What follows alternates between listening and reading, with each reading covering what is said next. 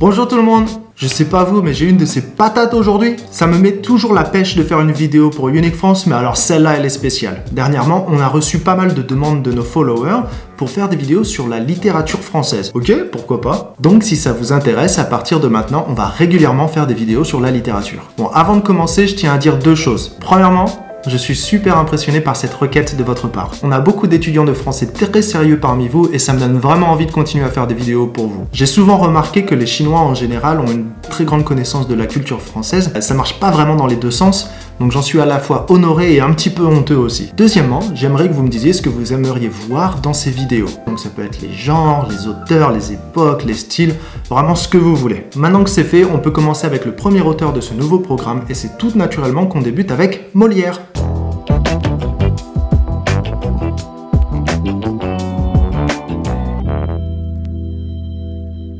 Alors déjà, pourquoi Molière? Deux raisons à cela. Premièrement, son prénom à la base c'est Jean-Baptiste.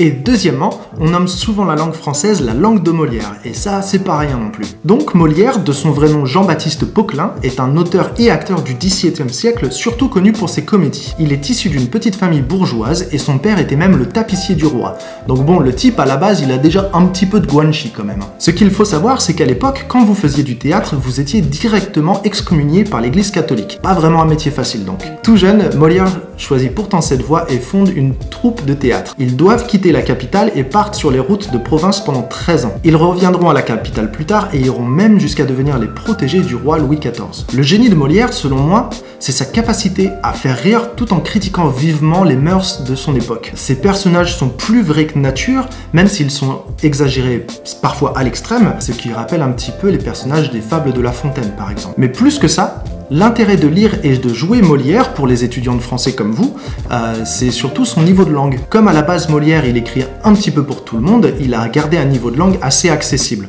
Bon alors depuis le vocabulaire a évolué, la syntaxe aussi, mais globalement on comprend assez facilement ses textes. Parmi les œuvres les plus connues de Molière, on retrouve Le bourgeois gentilhomme, L'école des femmes, L'avare, Tartuffe, qui à l'époque a fait vraiment un énorme scandale, ou encore Le malade imaginaire. Molière a joué cette pièce 4 fois et est mort juste après sa dernière représentation. Pour la petite histoire, le roi Louis XIV a autorisé Molière à être enterré. Bon, il n'y a pas eu de cérémonie et ça s'est fait de nuit, mais c'est déjà pas mal quand même. Pour finir, je vais vous jouer le tout début de sa pièce Les Fâcheux. Pas son texte le plus connu, mais je trouve ce monologue vraiment très vivant. Bon, après, je suis pas acteur, hein, donc vous attendez pas à des miracles non plus. Mais sous quel astre bon Dieu faut-il que je sois né pour être de fâcheux toujours assassiné? Il semble que partout le sang me les adresse, et j'en vois chaque jour quelques nouvelles espèces. Mais il n'est rien d'égal au fâcheux d'aujourd'hui. J'ai cru n'être jamais débarrassé de lui. Et 100 fois, j'ai maudit cette innocente envie qui m'a pris à dîner et de voir la comédie, où, pensant m'égayer, j'ai misérablement trouvé de mes péchés le rude châtiment. Il faut que je te fasse un récit de l'affaire, car je me sens encore tout ému de colère.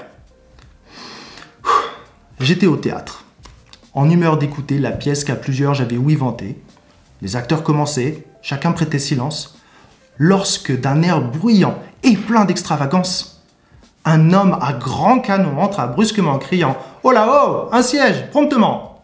et de son grand fracas surprenant l'assemblée, au plus bel endroit à la pièce troublée. Et mon Dieu! Nos Français si souvent redressés ne prendront-ils jamais un air de gens sensés, ai-je dit? Et faut-il, sur nos défauts extrêmes, qu'en théâtre public nous jouions nous-mêmes, et confirmions ainsi par des éclats de fou ce que chez nos voisins on dit partout de nous.